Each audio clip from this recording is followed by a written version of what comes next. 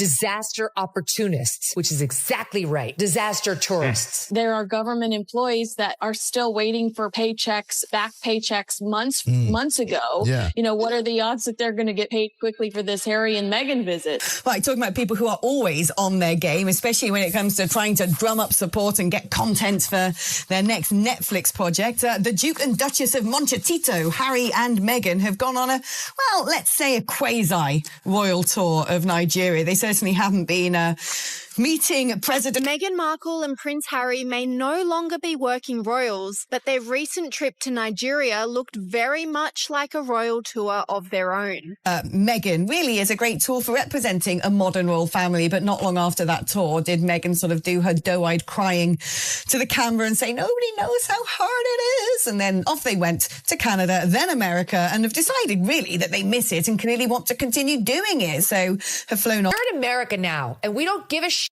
about you. You're not our fucking prince. You'll never be king. We hate your wife. Stay at home in your $29 million mansion. All right. This is a pattern for her. It's not about charity. It's about her image. You've had the Duke and Duchess of Montecito running around like a rival royal family, trashing their family, trashing the monarchy. They're not there on the behalf of the British government. They're there at the invitation of the Nigerian government. Some people think that this is a bit risky. You know, when you're not there on behalf of say, the British Home Office, you're kind of at the whims of your host. And there is concerns that maybe Harry and Meghan could be, they like to control. This is the same woman who said, I never even considered my blackness until the British tabloids started to make a thing out of it. Now she's like, I am Nigeria. Fellow women, hear me roar. Wanting to exploit their royal titles, I think it stinks. And I think what King Charles should do, he should just strip them of the titles. Let them go off and be, celebrities. That's fine. But don't do it in the name of our royal family. That, to be honest, and very, very entitled. Harry and Meghan, they have an issue when it comes to their memory and when it comes to the truth. She is relentless, she is shameless, and she is exhausting. You are not a successful female entrepreneur. Buckle up, this isn't just royal drama. It's a global slap in the face. Prince Harry and Meghan Markle just got publicly humiliated in Nigeria. The country they recently called their second home just rejected them. Not a delay, not a maybe, a flat-out no thanks. That's right, Meghan. And Harry tried to come back, and Nigeria slammed the door shut. She was an actress. She's not anymore. She basically travels around the world smiling and making sort of, happy faces and meeting people. And trust us, the reason it's not just shocking and embarrassing. This wasn't a polite no thanks. It was a loud public absolutely not. So what went wrong? Why the sudden cold shoulder? Let's break it down. How the Sussexes went from VIP guest to persona non grata real fast. So many of the locals are enraged over the fact that their government is going to be paying for the security of Harry and It all started with a cold, calculated no, and not from just anyone. Nigeria, one of Africa's most powerful nations, didn't dodge or delay. This wasn't a maybe later or polite excuse. It was a direct official rejection, not straight from the Ministry of Foreign Affairs. No sugarcoating, no wiggle room, just you're not welcome. Harry and Meghan, I don't know if this is a royal tour. They're not working royals, are they? But they're not politicians or pop stars. What exactly are they doing touring Nigeria in the first place, Kinsey? Verified sources confirm that Prince Harry and Meghan Markle tried to return to Nigeria. They called their first trip transformative and wanted more, but this time Nigeria didn't just say no as they slammed the door shut. And this wasn't a polite decline. It came straight from the Ministry of Foreign Affairs. Why? Because officials believe this so-called feel-good tour might have had a hidden agenda, not culture, not charity, but influence and maybe even disruption. Let's break down why Nigeria rejected the royals and what they might really be afraid. Nigerians were thinking, well, this is a bit of a waste of public money. This is not like we're courting a state that can help us with resources. This is kind of like a faux royal couple that are there to kind of boost their images. Back in 2020, for the Sussexes were welcomed to Nigeria with open arms. But this time Nigeria didn't just hesitate, they slammed the door in their faces. And let's be clear, this isn't gossip. It was a bold, calculated move, a deliberate act of diplomatic pushback. Sources say Nigerian officials made one thing crystal clear: there was zero national interest in another unofficial Sussex tour. That phrase alone, it's not just rejection, it's a message. For one reason, to get their faces back on camera and to improve their image. They want people to think well of them, so they decide what they really need? Us. What they need is us. In plain terms, Nigeria saw no value politically, economically, or culturally. In welcoming the Sussexes back, the government didn't want another stage parade of fake royalty, no photo ops, no scripted handshakes, no carefully planned impact moments. And this isn't just some random country saying no. This is Nigeria, Africa's biggest nation, and a major global player. So when Abuja shuts the door, the message is loud and clear: the world is getting tired of the Sussex show.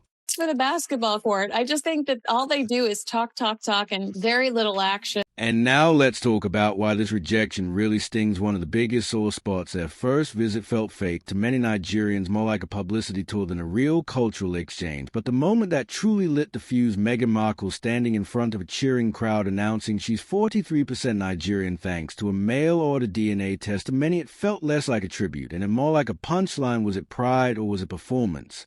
Found out that she is almost half Nigerian, and that, I think, has sort of guided them somewhat in wanting to go there and do their photo calls. I understand as well that Nigeria will be hosting an element of the Invictus Games, set up, of course, by the Duke of Sussex, and he's been over there as well, meeting a young Nigerian. Right, and Thomas Markle said he was surprised to find out Meghan was 43% Nigerian because he's always felt she was 100% Californian. It wasn't the MIC drop moment Meghan thought it was. Sure, there was applause, but it wasn't universal. To many Nigerians, it felt like a shallow stunt reducing deep-rooted cultural identity to a percentage on a spit test. And what did Meghan get in return? Side eyes, memes, and a storm of academic outrage. Cultural leaders and historians, from logos to a boo-ha, didn't hold back.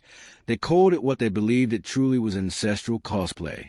Just went off on these, what did she call them? Queen's husband was dying, and she went on Oprah and suggested one or both of them are raging racists. She couldn't have cared less. She doesn't care about anyone other than herself, and I include Harry in that. She cares about her image. That's why she's there. Meghan wore traditional Nigerian fabrics, danced at ceremonies, and posed with tribal elders, but critics weren't impressed. They said it all felt performative, surface level. There was no real dive into Nigeria's rich history, politics, or culture. One Nigerian historian didn't hold back. You don't get to wrap yourself in African identity only when it suits your brand. And behind the smiles, total chaos inside is from Nigeria's own security services. So the first Sussex visit was a logistical nightmare. Even though Harry and Meghan are private citizens with no government role, they allegedly arrived expecting royal treatment. We're talking motorcades, luxury suites, full media crews, and ceremonial escorts, all the royal glam with none of the official standing. They felt like she dressed inappropriately throughout the tour. She changed clothes multiple times a day. And you're right. The objective was to look like she was the Princess of Wales, having her multiple meetings throughout the day, different looks. And that's not their status anymore. A week ago, Meghan Markle was throwing jam at her neighbor. A senior intelligence officer put it bluntly in an interview with The Nation Nigeria. They wanted the full royal treatment without the responsibility or the credentials. This wasn't a state visit. It wasn't diplomacy. It was a self-styled celebrity tour, high-profile, camera-ready. And deeply out of touch, Harry and Meghan didn't just come to visit. They flew in with Netflix crew, staged a made-for-TV goodwill trip, and left expecting head of state honors. But this time, Nigeria wasn't playing along this. Rejection wasn't just about blocking a second visit. It was a power move, a clear step to protect national dignity from being used as backdrop for someone else's brand. While the Sussexes smiled in well-lit photo ops with handpicked tribal elders, many of Nigeria's actual royal families were never even contacted. No meetings, no invites, and absolutely no amusement. Forcing young women to marry their creepy neighbors when they're 12 years old. Wouldn't that make more of an impact? I mean, they're just total virtue signals. Yeah. One aide to a Yoruba royal family didn't hold back. They accused Harry and Meghan of royal cherry-picking, only meeting with safe cooperative figures while ignoring the real cultural hierarchy and long-standing traditions. Another royal insider went even further, calling the visit a mockery of true royal diplomacy. According to them, the Sussexes weren't there for authentic cultural exchange. They were chasing the illusion of royalty and without respecting the very institutions that define it. If you don't want to be a royal and you don't want the duty and responsibility that goes with it, then please spare us all the performance. Behind the scenes, a backlash only got louder. Multiple tribal coalitions privately petitioned the federal government, urging them to block any future Sussex visits unless done through proper diplomatic channels. No more self-styled global royals, no brand ambassadors, just guests who follow protocol and show respect. This wasn't just a rejection. It was a full-scale repudiation. Nigeria's message was crystal clear. They saw through the performance, and they weren't playing along anymore. And this time, Nigeria didn't whisper no. They said it loudly, proudly, and with unmistakable diplomatic force. If Harry and Meghan thought this was just a small bump in the road, they miscalculated big time, because what followed wasn't quiet. It was a full-blown thunderstorm of backlash. Like, she gets this platform, she gets on this stage, and instead of saying, what a beautiful country you have, I'm so blessed to be here, I am courageous, I am brave, like, check yourself before you wreck yourself. Lady, you sound crazy. Criticism is pouring in from every direction. Cultural leaders, global analysts, African royals, and media watchdogs, all adding fuel to a growing firestorm of disapproval. The emerging narrative: this wasn't a goodwill tour, it was, in the words of many, a global vanity tour gone rogue. And the backlash from Nigeria, that's just the beginning. The consequences are already rippling far beyond Africa, and they're only just getting started. So let's rewind to what Meghan Markle likely thought would be her big shining moment, her diaspora connection, her PR jackpot, the moment she stood in front of Nigerians and declared she was 43% Nigerian and called the trip deeply personal. The mother was born in America, the father was born in America, but Meghan is now telling us that she's 43% Nigerian? This is the most ridiculous. Meghan's team didn't waste a second. They reportedly pitched everything: a documentary, a memoir, chapter, even Archwell-branded diaspora empowerment projects. But here's the harsh reality: none of it was endorsed, not by Nigerian officials, not by local communities. Why? Because to many that first visit felt blatantly self-serving, as Nigerian columnist Lou Oy put it. They came with cameras, not commitments. They left with headlines, not partnerships. Wealthy, privileged young couple from California come over because Meghan's done a genealogy and they're making a Netflix documentary. This wasn't about building bridges, it was about building brand moments. So when the Nigerian government said no, it wasn't about scheduling, it wasn't logistics, it was principle. This wasn't just a declined invitation. It was a full-on rejection of Meghan's attempt to commercialize cultural identity. And once the PR smoke cleared, the truth was impossible to ignore. Meghan wasn't trying to connect with Africa, she was trying to turn Nigeria into another Archwell asset, but this time Meghan Markle was slammed relentlessly in the media for claiming she undertook a DNA test that proved she was 43% Nigerian, and then referring to it multiple times throughout the 4 years, Harry and Meghan have been chasing what insiders call a soft throne, a place where they can play royalty without the responsibility, no protocol, no duty, just photo ops, influence, and control. After burning bridges with Buckingham Palace, flopping in Hollywood, and losing favor with much of the U.S. public, they turned to Nigeria, hoping it would be their fresh start, a blank slate, a new kingdom minus the crown. Is she kidding? She's as white as I am. And she's over there like leaning in. Now I'm the face of the black woman. But Nigeria is no one's playground. Sources inside the Nigerian Federal Executive Council confirmed this rejection wasn't impulsive. It was deliberate and strategic. Multiple ministries, including Foreign Affairs and Culture, were consulted before making the call. And the message, loud, clear, unshakable: cultural identity is not for sale. The verdict was unanimous: Nigeria will not be a stage for the Sussex's symbolic power plays. This wasn't just a quiet rebuke, it was a full rejection of imperial style entitlement, the idea that Harry and Meghan could fly into another country, declare ancestral ties, and be welcomed with open arms and camera crews firmly and publicly shut down. One senior Nigerian policy analyst said it best: they are not royalty here, they are tourists with a PR agenda. But it's wild how much she is so confident in herself. I mean, basically what she just said was, I am courageous, I am brave. Yeah, it's all about me, me, me, me. And if that wasn't embarrassing enough, here's the kicker: the British High Commission, the UK's official diplomatic body in Nigeria, had nothing to do with the Sussex's first trip. No coordination, no endorsement, not even acknowledgement in diplomatic terms. That's not just awkward, it's a flashing red flag. The visit was completely detached from UK foreign policy.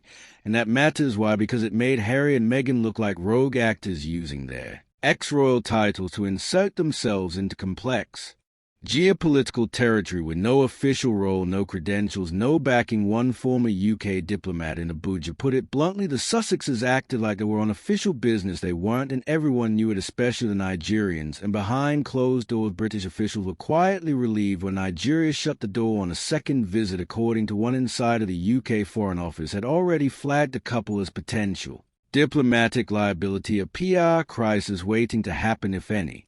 Nigerian group accused them of misrepresentation or overstepping, which clearly they just did. Meghan, you have a very privileged life. Yeah. We all get it. You're beautiful. You married a prince, but that's literally all you've done to when it comes to your accomplishments. Right.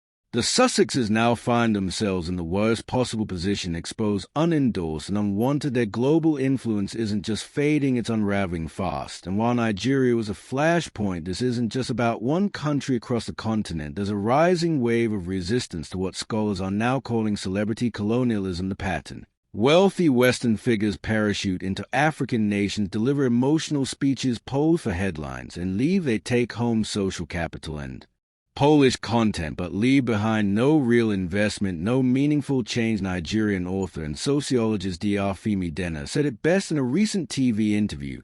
They come with entitlement with no humility, and they expect the world to clap that era is over. And is not alone. Several Pan-African cultural organizations have now issued formal statements demanding stricter protocols and clear guidelines for how foreign public figures, especially those with former royal ties, should behave when entering traditional or diplomatic spaces. A message: respect the culture or stay home. We're in America now, and we don't give a shit about you. You're not our fucking prince.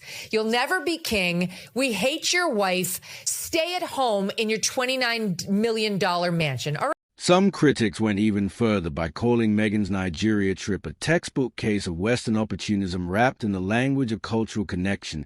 This marks a major shift. Where Harry and Meghan once relied on global goodwill to keep their struggling brand alive, they are now running headfirst into a wall of skepticism, exhaustion, and outright rejection. Nigeria's denial wasn't just a polite diplomatic. No, it was the first domino to fall. What began as a glossy PR photo op has spiraled into a cautionary tale of overreach, tone deafness, and public humiliation. This rejection, it's not just another headline, it's a turning point. And in our next segment, we're diving deep into the ripple effects, how this international fallout is shaking up Meghan and Harry's standing in Hollywood, and why some of their biggest backers may be walking away. Don't blink, because the royal unraveling, it's just getting started while Meghan and Harry were busy repackaging the Nigeria visit into PR gold. Think Archwell documentaries, memoir chapters, and branded empowerment specials. One of the biggest players in their media empire was already stepping back. Netflix, despite the Sussexes' push to turn the trip into a glossy, inspirational Africa-themed feature. Right, talking about people who are always on their game, especially when it comes to trying to drum up support and get content for their next Netflix project. The Duke and Duchess of Montecito, Harry and Meghan, have gone on a, well, let's say a quasi-royal tour of Nigeria. They certainly haven't been meeting President. Netflix never moved. No trailer, no teaser, no green light. And now we know why sources inside Netflix's original content division revealed the truth. The backlash was too big to ignore. There were red flags everywhere, legal concerns over diplomatic misrepresentation, questions about consent from Nigerian authorities, and worst of all, fears that Harry and Meghan may have falsely presented themselves as working royals or cultural ambassadors. One insider told Deadline anonymously it wasn't worth the risk. The brand hit would be too big. Just like that, the Sussexes' African narrative went from content gold to corporate liability. Even more revealing, Netflix didn't just kill the documentary, they scrapped internal plans for a diaspora dreams pitch centered on Meghan's 43% Nigerian. Reveal the message couldn't be louder. Netflix wants no part in another mild controversy, especially one tangled in geopolitical backlash. And if Netflix, arguably their biggest supporter, what is backing away, that's not just a red flag, it's a flashing warning. Like the foundation of the Sussex media empire is cracking fast, and it doesn't stop. Their industry insiders are noticing a chilling trend. Hollywood elites are quietly but deliberately distancing themselves. One LA-based talent agent said it bluntly: people are tired of the drama. They bring heat, but it's toxic heat. Meghan really is a great tool for representing a modern royal family, but not long after that tour did Meghan sort of do her doe-eyed crying to the camera and say nobody knows how hard it is, and then off they went to Canada, then America, and have decided really that they miss it and clearly want to continue doing it. So In an industry built on image, no one wants to touch a brand more tied to controversy than creativity. That's the new reality setting, and the sentiment has shifted. Prove you can build something, not just break things. Even Beyoncé's inner circle, once warm and welcoming, even inviting Meghan to the Cowboy Carter concert, has reportedly gone silent on any future appearances or collaborations. And it's not just the A-list scene pulling back. A prominent publicist who once championed the Sussexes quietly moved on, refocus on other less volatile clients, stepping away from a brand now seen as weighed down by controversy. But the final blow, it's coming from the boardrooms of Beverly Hills. Multiple brand executives now label Harry and Meghan an insurable, in industry terms too risky to pitch, too unpredictable to sponsor, not worth the gamble. Once hailed as a global power couple with limitless potential, they're now becoming a cautionary tale in overexposure and undue delivery.